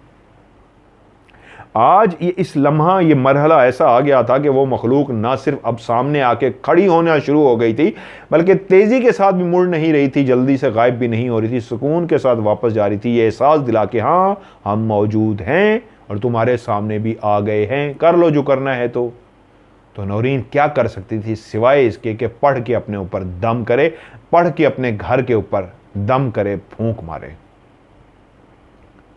खौफज़दा आलम में वो कहती है मैं इतना डरी तो नहीं, लेकिन फिर भी एक वहम कह रहे हैं, खौफ तो अंदर होता है। वो उठी, उसने जूते पहने और बच्चों को लेने के लिए चली गई। अब इस घर में अजीबो गरीब वाक़यात नौरीन के साथ मुसलसल हो रहे थे। ख्वाब भी वो बहुत ज़्यादा देख रही थी, अजीबो गरीब ख्वाब देख रही थी। उसने ख्वाब देखा, उसका दरवाज़ा जो मेन एंट्रेंस थी उसके साथ एक खिड़की थी वेंटिलेशन के लिए, जिस तरह हवा के लिए खिड़की लगाई होती है, उसके नीचे उसने कह रही है मैंने तकिए कुशन लगा के कालीन बिछा के, इस तरह उनको अच्छा लगता है नीचे बैठने का माहौल बनाया हुआ था। तो मैं वहाँ पे लेटी हुई थी, तो मुझे नींद सी आ गई, ठंडी हवा चल रही थी। तो वहीं मैं ख्वाब देखती हूँ 2 काले स्याह हाथ हैं जिनके ऊपर ऐसे बाल हैं, इतने बड़े बड़े बाल हैं, रीछ से भी बड़े बड़े बाल होते हैं। रीछ के ऊपर जिस तरह बाल होते हैं, बाल तो उसी अंदाज में, लेकिन बहुत ही रीछ के 3 इंच के 4 इंच के बाल होंगे। वो बहुत लंबे लंबे बाल हैं, बहुत लंबे लंबे उन हाथों पे बाल हैं। और आगे जो नाखून हैं ऐसे हैं जैसे किसी जानवर के नाखून होते हैं। उंगलियां इतनी बड़ी बड़ी हैं जैसे इंसान की उंगलियां होती हैं, ऐसी उंगलियां थी, लेकिन उन उंगलियों पर भी बड़े बड़े बाल थे। और नाखून ऐसे थे जैसे बड़े किसी शेर या चीते के बड़े बड़े नाखून होते हैं, ऐसे बड़े बड़े नाखून थे। और वो हाथ ऐसे अंदर की तरफ आते थे खिड़की से अंदर, लेकिन ऐसे लगता था जैसे पीछे कोई उनको खींच लेता है। फिर वो हाथ उस खिड़की के अंदर इस अंदाज में आते थे जैसे वो उसकी गर्दन को दबोच लें, उसकी गर्दन को पकड़ लें, लेकिन फिर ऐसे लगता था झटका मार के वो पीछे चले गए, इस अंदाज में जैसे पीछे से उनको किसी ने खींच लिया हो। फिर वो जोर लगा के हाथ आगे आते, फिर उनको पीछे से कोई खींच रहा था कि इसमें उसकी आंख खुल गई। या अल्लाह ये क्या था, या अल्लाह ये कैसा ख्वाब था। बच्चे कहाँ हैं? बच्चे सामने वाले घर में हैं। ये मैंने कैसा अजीबो गरीब ख्वाब देखा है। कौन है कमरे में, कौन है घर में? खिड़की खुली हुई है। क्या ये ख्वाब था या सचमुच में कुछ था? क्या वो ख्वाब देख रही थी या सचमुच में उसके साथ कुछ हो रहा था? कहानी सुनिए, आगे सुनिए, आगे आपको समझ आएगी। अब वो अजीब सी शशोपंज में थी। शौहर के साथ राब्ता तो था, लेकिन शौहर को भी कोई भी इस तरह की हकीकत या इस तरह की बात नहीं बताई थी जिससे वो भी उसका मजाक उड़ाता, या अब दिल में खौफ सा पैदा हो गया था कहीं वो ये ना समझना शुरू कर दें कि अकेले रह रहे कि ये नॉर्मल हो गई है, पागल हो गई है, वहम का शिकार हो गई है, डरना शुरू हो गई है, या हमें डरा रही है, या जहनी मरीज़ा हो गई है। 100 वो इस तरह की बातें कर सकते थे, क्योंकि जो कमिटमेंट करके गया था 6 महीने बाद मैं आपको बुला लूँगा, अब यहाँ पे बहुत लंबा टाइम हो गया था, 4-5 साल का टाइम पीरियड हो गया था, और अभी तक नौरीन को कामरान ने नहीं बुलाया था। वो अभी तक अकेली रह रही थी बच्चों के साथ, इस आस पे, इस उम्मीद पे कि कामरान मुझे बुलाएगा, जिसने 6 महीने बाद बुलाना था। 6 साल हो गए थे, अभी तक नहीं बुलाया था। लेकिन अब घर में जो सिचुएशन थी वो ये थी, अक्सर सोए हुए दिन को, शाम को जब वो लेटती, अब वो लेटने से कतराती थी। जब बच्चे उसके पास रात को होते थे तो उनको गले लगा के सो जाती थी, या अल्लाह मेरे बच्चों को कुछ ना हो, या अल्लाह मेरे बच्चों को वो मखलूक तकलीफ ना पहुंचाए। वरना जब कभी वो अकेले सोती थी तो अब क्या हो रहा था, अब वो कहती हैं बाकायदा तौर पे मुझे वो मखलूक जो मेरे सामने आ रही थी, किसी ने आके मेरे बाकायदा कंधे पे ऐसे हाथ रख दिया, और इतना ठंडा यख वो हाथ था कि वो बाकायदा हाथ का जिस तरह लम्स होता है ये कंधे पे महसूस तो उसको हुआ, लेकिन वो इतना ज़्यादा ठंडा यख हाथ था कि कहती है उसकी ठंडक आज भी मुझे याद है, और मैं चौंकी हूँ, मुझे झटका लगा उस ठंडक का, उस हाथ का खौफ अपनी जगह पे, उस ठंडक का एहसास अपनी जगह पे। तेज़ी से मुड़ के देखा, पीछे कोई भी नहीं था, लेकिन ये वहम नहीं था क्योंकि अभी भी उस जगह पे ठंडक का एहसास हो रहा था। जब आपके जिस्म को ठंडी बर्फ़ भी लगाई जाए तो कुछ देर तक वो ठंडक महसूस होती है। हाथ रखा गया था बाकायदा, ठंडा यख हाथ, मुड़ के देखने पे हाथ तो गायब हो गया, लेकिन काफ़ी देर ठंडक का एहसास रहा, जैसे किसी ने शोल्डर पे बर्फ़ रख दी हो। अब जहां पे शैडो भी वो देख रही थी, बहुत से मंजर भी देख रही थी, वो छोटे छोटे बच्चों को भी देख रही थी, इस घर के अंदर आबाद उस पूरे कबीले को मुख्तलिफ गाहे बगाए बहानों से वो दिखा रहे थे, अपना आप महसूस करा रहे थे, सामने भी आ रहे थे। अब तो बात यहां तक पहुंच गई थी कि शोल्डर पे किसी ने ठंडा यख हाथ भी रख दिया था, और ये शुरुआत थी प्रैक्टिकली टच करने की। अब अक्सर ऐसा होता, कभी उसकी गर्दन पे कोई हाथ लगाता, ऐसा होता बाकायदा ठंडक यहाँ माथे पे लगती है, जैसे माथे पे किसी ने ठंडा हाथ लगाया है, कभी ऐसे कमर पे ऐसे बाकायदा हाथ महसूस होता किसी ने ठंडा यख हाथ लगाया है। बाजू पे तो एक दफ़ा इस अंदाज में हाथ से पकड़ा गया कि ठंडक का एहसास हुआ, और जो हाथ देख नहीं पा रही थी उसके लम्स को, उस हाथ को महसूस कर पा रही थी। जब उस हाथ को हटाया गया तो वहाँ पे 3 हाथ की उंगलियां भी, जो इंसानी हाथ से काफ़ी मोटी थी, यहाँ पे छपी हुई थी। छपी से मुराद बहुत गहरी या बहुत ज़्यादा निशान तो नहीं था, लेकिन लगता था यहाँ पे 3 उंगलियां अभी रखी गई हैं।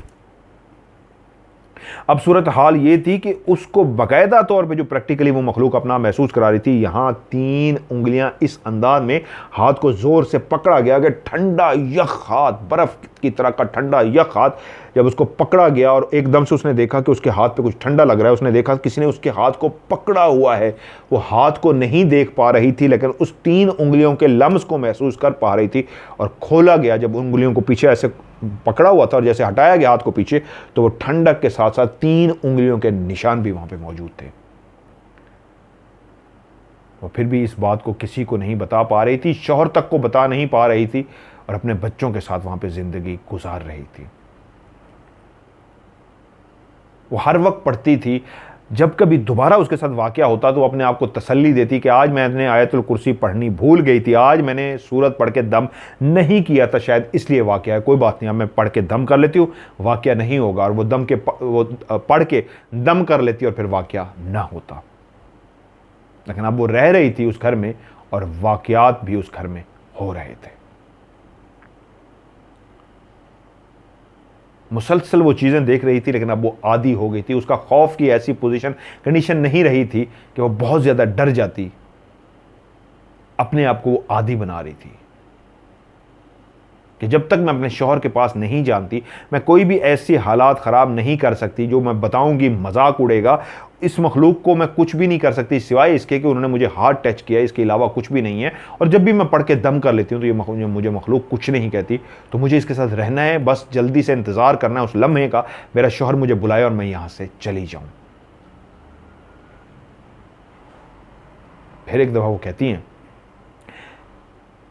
रात के टाइम जब वो बच्चों के साथ सोती थी तो वहाँ पे उसकी कभी आंख खुल जाती थी तो उस वक्त उसके कोई करीब नहीं आता था। हाँ, ये ज़रूर होता था कोई गुजर गया है, कोई चला गया है, बच्चों की वजह से वो करीब नहीं आ रहे थे। तो उसको इतनी भी तसल्ली थी कि वो इतना लिहाज तो करते हैं कि जब बच्चे होते हैं तो कम से कम बच्चों के पास नहीं आते। मेरे पास भी उस वक्त तक नहीं आते जब तक मेरे साथ बच्चे होते हैं। जब मैं अकेली होती हूँ तो मुझे अपना महसूस करा रहे हैं, तो इसलिए मैं खौफज़दा नहीं होती थी।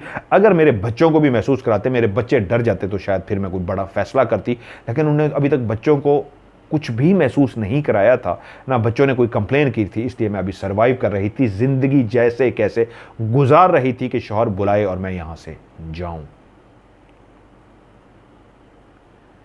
फिर एक दिन ऐसा ही हुआ, वो अपने बेड पे सो रही थी। आज भी वो थकी हुई थी, आज भी वो सूरत पढ़ के अपने ऊपर दम करना भूल गई थी और उसकी आंख लग गई थी। आज जब उसकी आंख खुली, उस पास लेटे हुए भारी भरकम जिस्म की वजह से उसकी आंख खुली। जब वो करवट लेके दूसरी तरफ मुंह करके सोई हुई थी तो वो भारी भरकम जिस्म जो उसके साथ उसी बेड पे उसकी कमर से कमर मिला के लेटा हुआ था या लेटी हुई थी, वो मर्द था या औरत, लेकिन वो भारी भरकम जिस्म था, बहुत ही मोटा इंसान होता है जिस तरह, उस तरह का उसका जिस्म था। और जब उसकी आंख खुली, पहला एहसास ये हुआ कि उसकी कमर किसी चीज़ को टच हो रही है और जिसको टच हो रही है वो भी किसी की कमर है। इंसान जिस तरह कमर से कमर मिला के सोता है तो इंसान को फौरन एहसास हो जाता है जो पीछे लेटा है उसकी मुझे कमर टच हो रही है या वो मेरी तरफ मुंह करके लेटा है। ये इंसान की नेचर है, फितरत है, उसको फौरन महसूस हो जाता है। और उसी लम्हे जो उसको एहसास हुआ वो कमर के साथ कमर टच थी, लेकिन जिसकी भी कमर टच थी वो बहुत भारी थी, उसका वजूद काफ़ी बड़ा था, उसका जिस्म बहुत मोटा था। और जब आंख खोली और ये एहसास जागा कि कोई पास लेटा है कमर से कमर जोड़ के, उसी लम्हे तेजी के साथ वो पीछे हटी। एकदम से इंसान है, खौफजदा हो जाता है कि आपके साथ कोई लेटा है। तेजी के साथ वो आगे हटी और मुड़ के देखा तो वहां पे कोई भी नहीं था। लेकिन उस बिस्तर पे, उस जगह पे अभी भी ऐसा महसूस होता था जैसे अभी अभी कैसे कोई वहां से उठा हो। बेड के ऊपर जैसे आप कोई लेटे होते हैं, कोई उठता है ना, तो एक बेड का एक हिस्सा, अब तो खैर लेटेस्ट मैट्रेस आ गए हैं कि आप पानी का गिलास भी भर के रख लें और दूसरी तरफ आप उठे बैठे तो वो गिलास हिलेगा भी नहीं। लेकिन जो दूसरे स्प्रिंग वाले भी हैं, जो आम वाले हैं, उसके अंदर अगर कोई एक इंसान उठेगा तो साथ वालों को, लेटे हुए इंसान को महसूस हो जाता है इस साइड पे हलचल हुई है उठने की।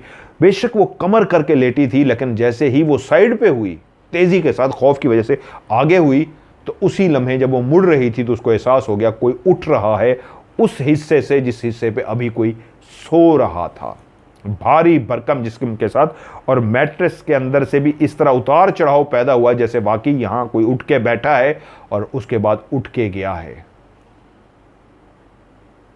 ये एक बहुत ही डरा देने वाला मंजर था, ये बहुत ही एक खौफजदा करने वाला मंजर था, भयानक मंजर था किसी भी इंसान के लिए। कोई किसी आपके पास लेटा हो, बेशक दिन का टाइम हो, आपके कमरे में अंधेरा हो और आपकी आंख खुले और आपको एहसास हो कोई करीब कमर से कमर मिला के लेटा है, तो कोई भी बशर होगा वो डर जाएगा। वो कहती है हाँ, उस दिन मुझे थोड़ा सा डर ज़रूर लगा कि नौबत यहाँ तक आ गई है और ये गलत है। उसी लम्हे जल्दी से वो उठी हैं, उन्होंने पढ़ के अपने ऊपर फूंका है, अपने घर के ऊपर, पूरे घर के अंदर पढ़ के फूंका है और अल्लाह ताला से मदद मांगी है, या अल्लाह मेरे अंदर हौसला दे, हिम्मत दे, या अल्लाह मैं इस मखलूक के साथ ज़िंदगी जैसे कैसे गुजार रही हूँ मुझे कमज़ोर मत होने देना मेरे मालिक। मुझे अपने बच्चों के लिए जीना है, सर्वाइव करना है। मैं इस मखलूक से लड़ना नहीं चाहती, लेकिन ये मखलूक आज इस अंदाज में मेरे साथ लेटी थी, मेरे मालिक मैं ऐसा भी कतन बर्दाश्त नहीं कर सकती। और रब से इस तरह हम कलाम करते करते, रब से बातें करते करते वो अपने बच्चों को लेने के लिए रवाना हो चुकी थी। वो रास्ते में भी अपने रब से इस तरह हम कलाम थी, दिल ही दिल में बातें कर थी, मेरे मालिक तेरा ही आसरा है, मेरे मालिक तेरा ही सहारा है। ये बशर जो इस वक्त मुझे नज़र आ रहे हैं इनसे तो मैं मुकाबला कर लूँ, एक वो तेरी मखलूक जो नज़र नहीं आ रही, जो बहुत भयानक है, जो छुपी हुई है, जिसका तूने पर्दा रखा हुआ है, वो पर्दा तोड़ तोड़ के मेरे सामने आ रहे हैं। मैंने बर्दाश्त कर लिया, लेकिन मेरे बिस्तर पे आके मेरे साथ लेटे मुझे ठंडा हाथ लगाया, मेरे मालिक ये मुझसे बर्दाश्त नहीं होता। और रब के साथ यही कलाम करते करते, हम कलामी दिल ही दिल में करते करते वो इसी तरह अपने दिन रात इस तरह गुजार रही थी, बच्चों की देखभाल करती जा रही थी। बहुत सारे उन्होंने ख्वाब बताए हैं, काफ़ी वो ख्वाब देख रही थी, जो भी ख्वाब देखती थी वैसा होता था। फिर वो अक्सर बैठ के उस ख्वाब को सोचती थी जो उन्होंने शादी वाले दिन उसको बुला के, उनके बेटे की शादी थी जहाँ पे औरतों ने टोपी वाले बुरके पहने हुए थे और उस शख्स ने कहा था हमारे पास ढेर सारे पैसे हैं, वो इसको ग्राउंड में लेके गया था, इसके लॉन में लेके गया था और उसने इसको दिखाया था कि ये देखो शादी हो रही है। उसने कहा था कुछ भी हो जाए डरना मत। तो अक्सर इस फिक्रे को याद करती थी तो उसको समझ आ जाता था उन्होंने जो मुझे कहा था ऐसे नहीं कहा था, डरना मत, इस वजह से कहा था। तो वो फिर से इस फिक्रे को याद करके हौसला पकड़ती कि वो मुझे इशारा दे गए थे डरना मत। फिर वो सोचती, ख्वाब देखती हूँ तो एक हाथ है जो जंगली जानवर की तरह, बालों से भरा हाथ है, नाखून भी जंगली जानवर की तरह है, मेरी तरफ आता है और पीछे से कोई खींचता है, मेरी तरफ आता है पीछे से कोई खींचता है। तो रब की रहमत मेरे साथ शामिल है, कोई ना कोई उसको रोक लेता है। वो हाथ अगर मेरी तरफ आता है तो उसको पीछे से खींच लेता है। और कह के भी गए थे डरना मत, तो फिर से हिम्मत पकड़ लेती, फिर से बहादुर हो जाती, उसके अंदर हौसला आ जाता। अब वो कह रही है बहुत ज्यादा तो नहीं होता था, लेकिन अब भी होता जरूर था। वो जो उधर उधर फैले हुए थे, इर्द गिर्द हर जगह पे फैले हुए थे, आते जाते, गुजरते, दरवाजा खोलते। जब इस तरह मैं भी अक्सर घर में होता हूँ, बेगम भी घर में अकेली होती है तो महसूस करते हैं, लेकिन नहीं डर लगता, आदी हो गए। वो अपने बेडरूम में है इस वक्त भी, उनको पता है मैं इस वक्त रिकॉर्डिंग कर रहा हूँ, उनको आवाज़ आ जाएगी, कोई खिड़की दरवाज़ा, उनको भी महसूस हो जाता है, लेकिन वो डरती नहीं है, आदी हैं। तो वो भी इस तरह आदी हो चुकी थी और कहती है उस दिन मैं बिल्कुल डर सी गई। बहुत से वाक़यात हुए उस घर में, वो कहती है बहुत ज़्यादा वाक़यात हुए, लेकिन मैं जब डरी हूं वो मैं आज तक नहीं भूली। मैंने कहा आपने क्या देखा? तो कहती है मैं अपने बिस्तर पे सो रही थी, बच्चों के साथ, जिस तरह वो कह चुकी हैं, बता चुका हूं मैं आपको, वो रात के टाइम बच्चों के साथ सोती थी तो कुछ नहीं होता था, और अमूमन ये शाम को, दिन को, जिस टाइम वो सोती थी, बच्चे सामने गए होते थे तब होता था। उस दिन ऐसा हुआ, वो जो मैंने कहा था ना वो ख्वाब देखती थी, तो ख्वाब की कोई ना कोई ताबीर होती थी और ख्वाब कोई ना कोई इशारा होता था, और ख्वाब सच्चे होते थे। उनको जिस तरह के ख्वाब थे, वो क्या इशारे थे, वो उस दिन उनको पता लगा। उन्होंने ख्वाब में देखा, ख्वाब में बहुत सारी चीज़ें देखते थे, एक अजीबोगरीब सा ख्वाब था। वहीं पे उन्होंने देखा जिस बिस्तर पे वो सो रही हैं, उसी जगह पे जहाँ पे तकिए पे उन्होंने पीछे सर रखा हुआ है, इस वाली जगह जो गर्दन है, बेड के नीचे से उन्होंने देखा, ख्वाब के अंदर देख रही हैं, बेड के नीचे से ऐसे दो हाथ हैं, उसके आगे काले स्याह बड़े बड़े 2 से 2.5 इंच 3 इंच के बड़े बड़े नाखून हैं, और वो एक काला स्याह हाथ है वो जो ऊपर की तरफ ऐसे आ रहा है, और वो ख्वाब में देख रही हैं, वो हाथ ऐसे आता आता बिल्कुल उनकी गर्दन के इर्द गिर्द ऐसे लिपट सा जाता है, और ना सिर्फ लिपट जाता है बल्कि तेज़ी के साथ उसकी गर्दन को दबाना शुरू कर देता है। अब उस बिस्तर के अंदर से अगर हाथ किसी का आ सकता है तो वो जिन्नात का आ सकता है, इंसान का, जानवर का, किसी की चीज़ का भी।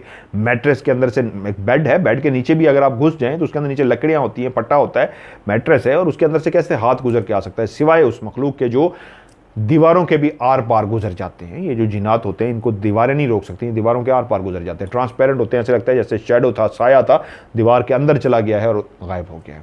प्रोग्राम में भी, राज में भी आपने देखा है।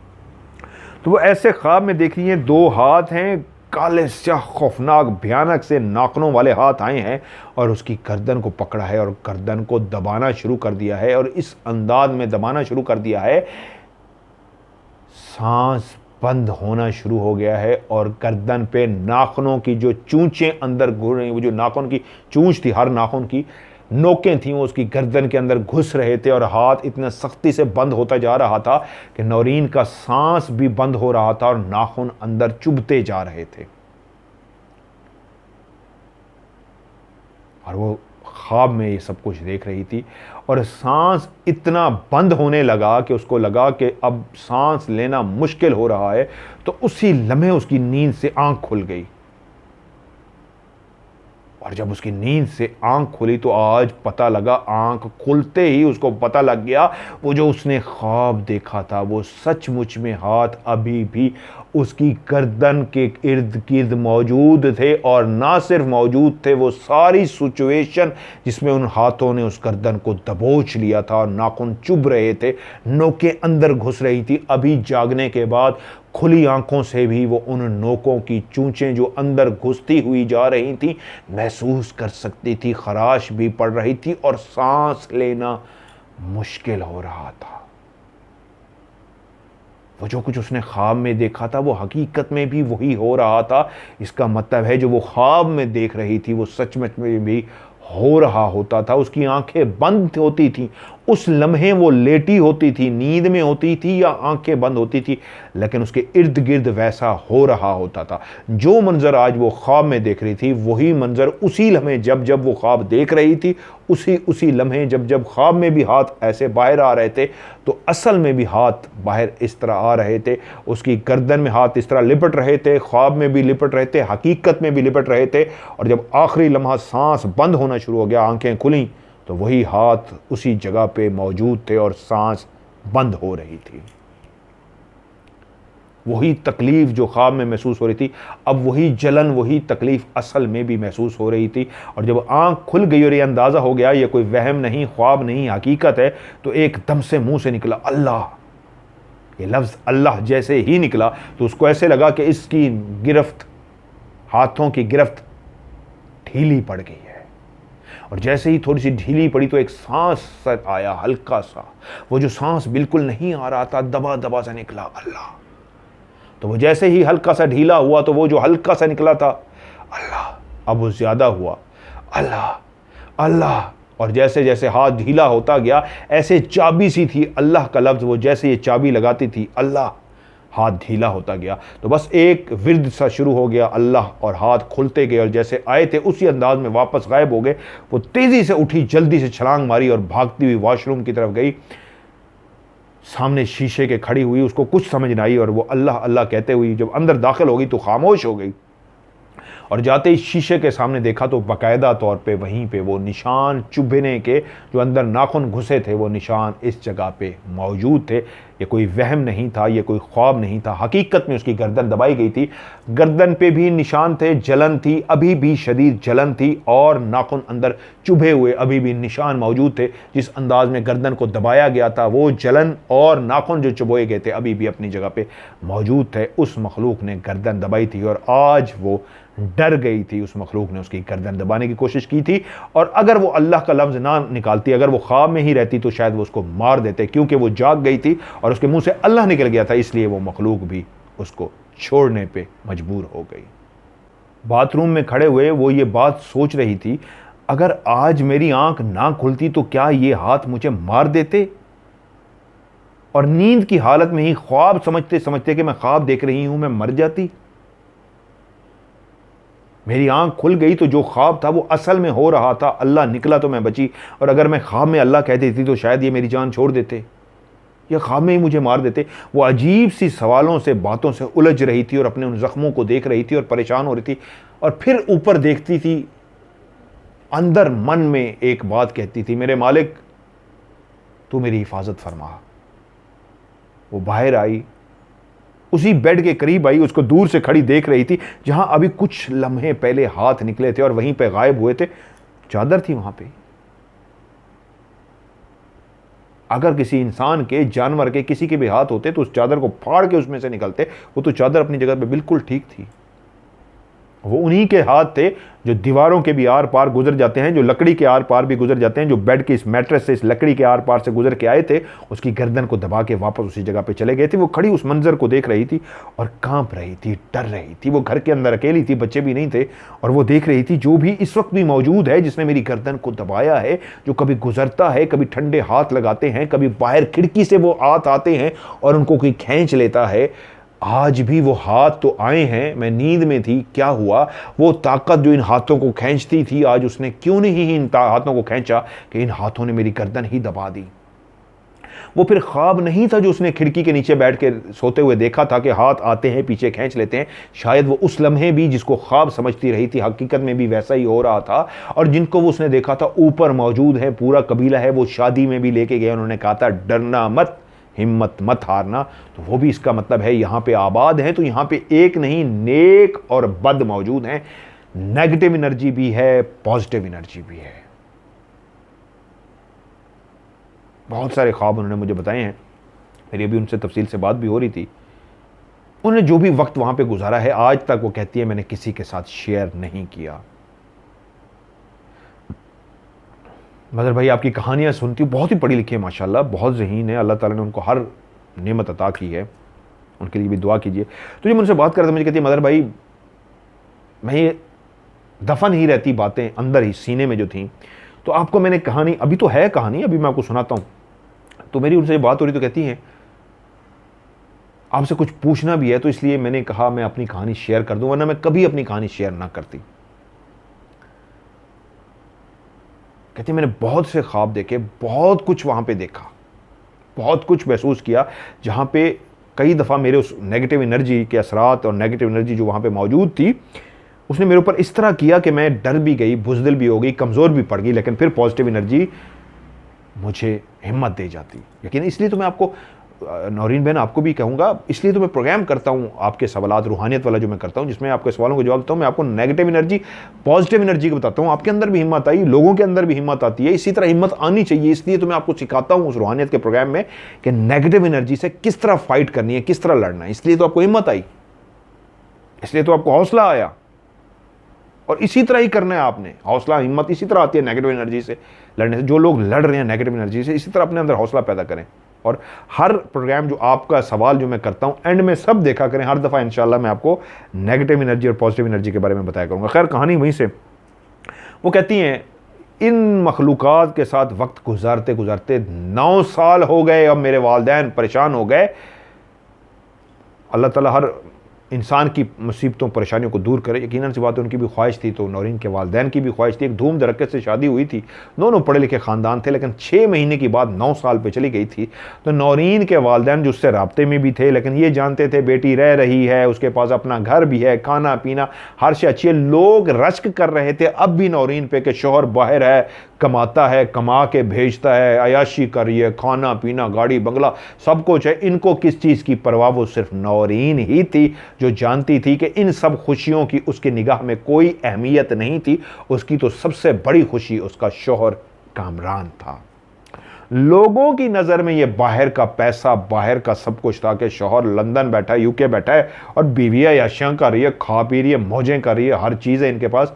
ये वो बशर जानता है जो उम्मीद में बैठा होता है कि मैंने ज़िंदगी अपने शौहर के साथ गुजारनी है।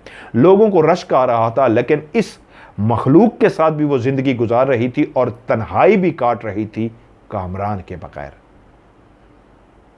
नामे साल आखिर उसके वालिदैन ने आवाज़ उठाई और नौरीन के ससुराल से इस टॉपिक को डिस्कस किया कि नहीं, अब बहुत टाइम हो गया है, आप लोग भी कामरान से कहें वो जैसे कैसे अब नौरीन को बुला ले, बहुत टाइम हो गया है, इतना टाइम और नहीं हो सकता। एक काम करें, अगर उसका अभी सेटल नहीं हुआ, 9 साल बहुत बड़ा ज़िंदगी का टाइम है, अगर वो बाहर सेटल नहीं हो सका, इतना नहीं कर सका कि बीवी बच्चों को बुला दे, तो छोड़ दे, वापस आ जाए। अल्हम्दुलिल्लाह घर में सब कुछ दिया है, किसी चीज़ की कमी नहीं है, वापस से अपनी बीवी के साथ ज़िंदगी गुजारे। या फिर अगर अब उसने बाहर ही रहना है तो नौरीन और बच्चों को बुलाए या फिर वापस आ जाए।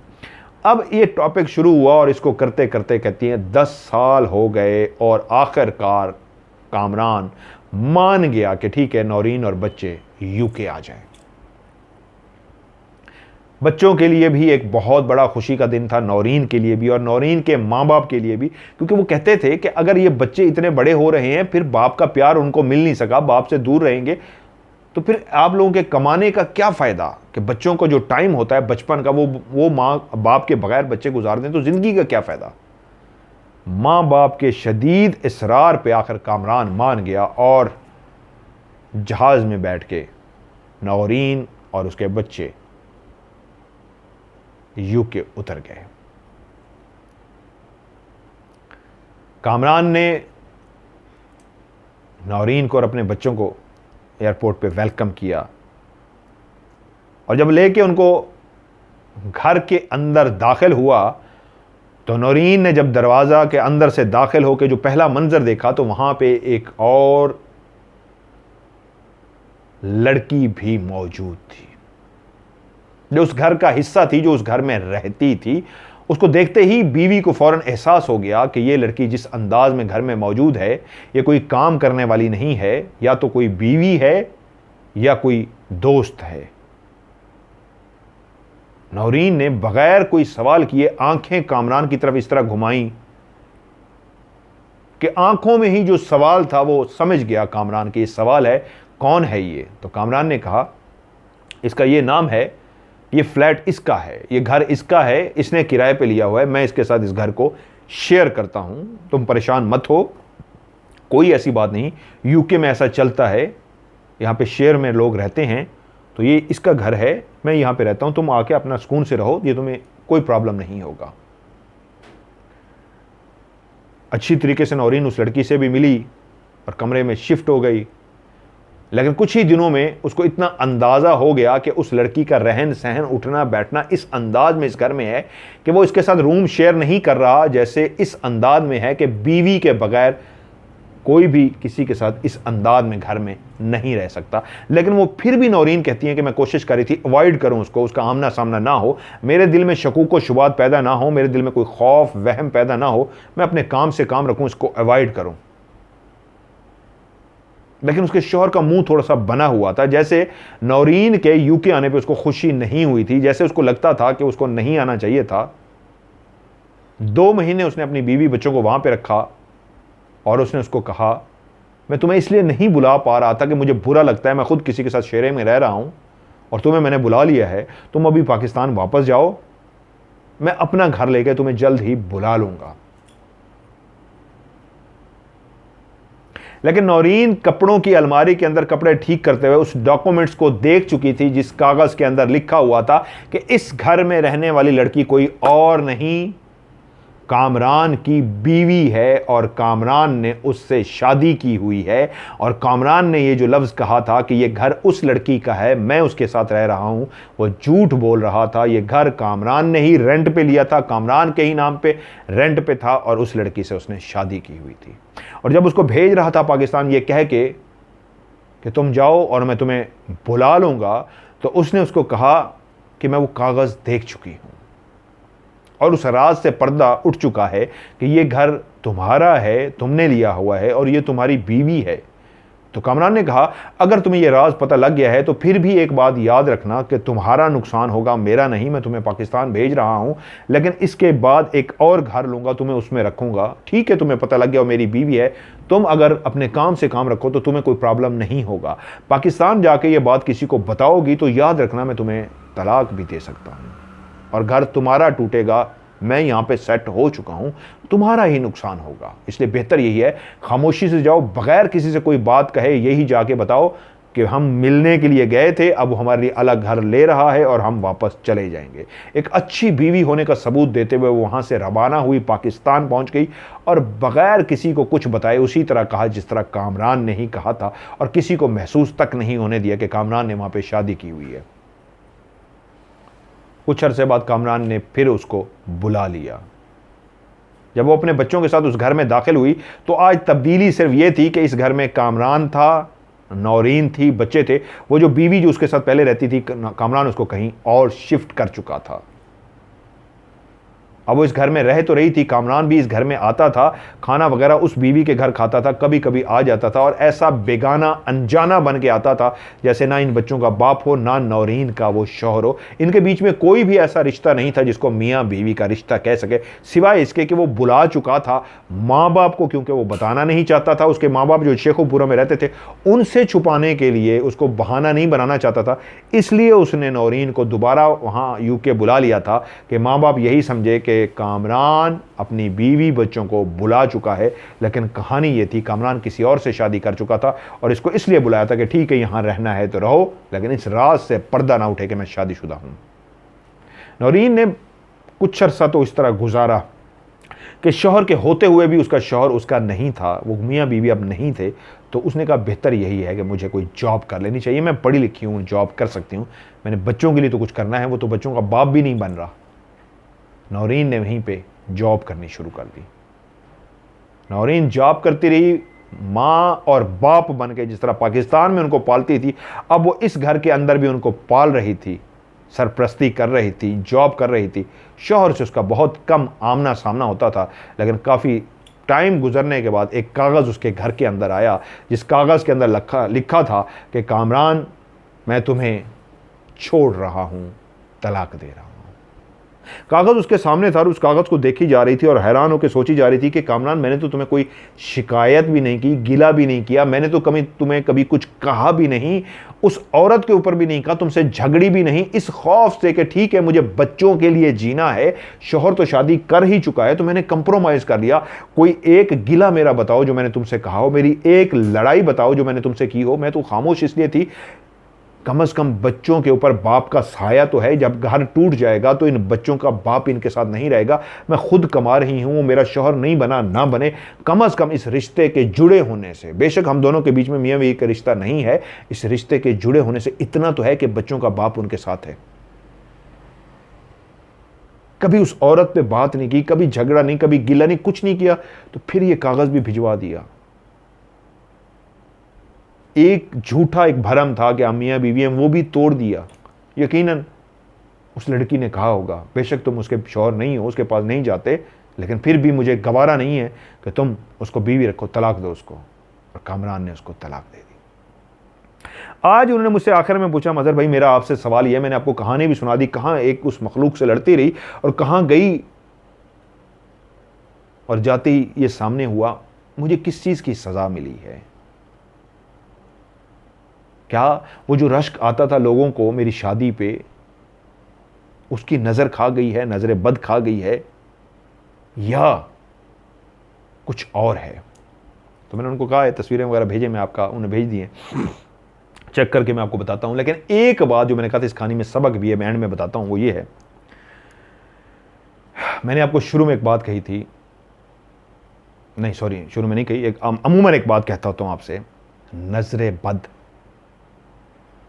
कब्र तक पहुंचा देती है। जब इस घर में उन्होंने पहले कहा कि रश्क था, हर बंदा जेलस, रश्क का मतलब था कितने मुंह पे रश्क करते थे, अंदर ही अंदर शायद जेलस होते हों, नजरे बद लगाते हों। तो नजरे बद के लिए हर वो बंदा जो मुझसे सवाल पूछता है जी मेरे बारे में बताएं, तो मैं उसको कहता हूं आप एहतियातन नजरे बद का तोड़ कर लीजिए। इस शादी में मैंने अभी तक ये नहीं कहा कि ये शादी नजरे बद की वजह से टूटी, नहीं, एहतियातन मैं कहता हूं नजरे बद का तोड़ कर लीजिए। जब उन्होंने मुझे कहानी भेजी और शुरू में कहा कि लोग रश्क करते थे, तो उसी लम्हे ही इनको खुद से नजरे बद का तोड़ करना नहीं भी था, एहतियातन नजरे बद के लिए जितनी भी दुआएं हैं इनको पढ़ लेनी चाहिए थी। एक तो ये जवाब हो गया, क्योंकि इनको पता लग गया था धूम धड़के की शादी हुई है, ऐसी शादी हुई है जिसमें लोग रश्क कर रहे हैं, क्या यार जबरदस्त शादी है, वाह क्या बात। तो जेलस भी होते हैं लोग, नजरे बद भी लगाते हैं। एक तो आपको नजरे बद का वहीं से ही पढ़ना शुरू कर देना चाहिए था। और दूसरी अहम बात, जिन शादी से पहले या शादी के बाद जो मर्द या औरत कहे ना मैंने बाहर जाना है, बाहर जाना है, बाहर जाना है, यहाँ सब कुछ होते हुए भी बाहर जाने की रट लगाए, तो एक बात याद रख लीजिएगा सब लोग जितने भी सुन रहे हैं, बहुत बड़ी मजबूरी है और उस मजबूरी में कोई जा रहा है वो तो बात समझ आती है। लेकिन बाहर की तारीफें कर करके कहे मैंने रहना ही बाहर है, यहां सब कुछ बेशक है, अल्लाह का दिया दोनों फैमिलियों के पास था, तभी तो रश्क भरी जिंदगी थी ना, तब भी उसके जहन में बाहर था। तो वहीं पे बीवी को कंप्रोमाइज नहीं करना चाहिए था। जब शौहर कह रहा था मैं तुम्हें जाऊंगा और बुला लूंगा, उसको जाने ही नहीं देना चाहिए था। इस शर्त पे जाने देना चाहिए था, अगर जाएंगे तो इकट्ठे जाएंगे, वरना नहीं जाने देना, ये अच्छा फैसला होता। कि अल्लाह की रजा है, मैं ये दावा तो नहीं कर रहा, एक मशवरा दे रहा हूं, ये आपका गलत फैसला था, उनको नहीं जाने देना चाहिए था। क्या नहीं था यहाँ पे आपके पास, सब कुछ था, तो वो तारीफें करता था, इसका मतलब है उसके ख्वाब कुछ और थे, उसके जहन में प्लानिंग कुछ और थी, आपने भी जाने दिया। दूसरी बात, मंगनी हो, निकाह हो या शादी हो चुकी हो और कोई बाहर जाना चाहे, मियाँ बीवी के बीच में जितना दूरी होगी, चाहे वो 7 समंदर पार चला जाए, किसी और मुल्क में चला जाए, या निकाह हो चुका हो, शोहर दूर बैठा हो, बीवी दूर बैठी हो, या मंगनी हो चुकी हो, कहते हैं जितनी जल्दी हो, मंगनी हो या निकाह हो, तो फौरी तौर पे रुखसती करनी चाहिए, वरना दरारें बढ़ जाती है और शैतान इसके अंदर बहकाता है, इतना ज़्यादा बहकावे पैदा करता है कि ये रिश्ता टूट जाए। तो इसलिए मंगनी या शादी हो तो फौरी तौर पे रुखसती की तरफ जाना चाहिए, ताकि वो दोनों इकट्ठे हो जाएं। जब दोनों मियाँ बीवी इकट्ठे होंगे तो जो भी गलतफहमी पैदा होगी वो दूर हो जाएगी, और जब दूर होंगे तो बढ़ती जाएगी, टूट जाएगी। जब शादी हो गई है, इकट्ठे हो गए हैं, फिर भी दूर नहीं होना। अगर शोहर बाहर जाएगा तो फिर वही हालात पैदा होंगे जो ये हुए हैं। बामर मजबूरी, खाने को नहीं है, कोई मजबूरी है, मेहनत के लिए जा रहा है, तो वो एक और सिचुएशन है, उसमें तो इजाज़त है जाएं। ऐसी सूरत हाल में नहीं कि जी बाहर बहुत अच्छा लगता है, लगना चाहिए, तो आपकी तो जिम्मेदारी आपकी बीवी और आपके बच्चे हैं। आपने जब उनको जाने दिया ना, तो उन्होंने 6 महीने कहा था और आपने 10 साल इंतजार किया, कहानी वहीं पे खत्म हो गई थी। 6 महीने से 7वां महीना आपको नहीं होने देना चाहिए था, वहीं पे आपको स्टैंड लेना चाहिए था, इसको कहा वापस आए। आपने नहीं स्टैंड लिया तो 1 साल बाद आपको फौरन स्टैंड ले लेना चाहिए था, 1 से ज़्यादा ना रहने देती। आपने 1.5 साल गुजार दिया, 2 साल हो गए, चुप रही, 2, 3, 4, 5, 6, 7, 8, 9, 10 साल, खत्म हो गई थी कहानी तो आपकी। इसलिए अगर कोई 6 महीने का कह के जा रहा है तो उसको 8वां महीना ना होने दें, 8वें महीने से उसको टेंशन देनी शुरू कर दें, इतनी शुरू कर दें कि साल के अंदर अंदर या तो बुला ले या वापस आ जाए। अगर वो साल में नहीं बुला पा रहा तो समझें गड़बड़ शुरू हो गई है।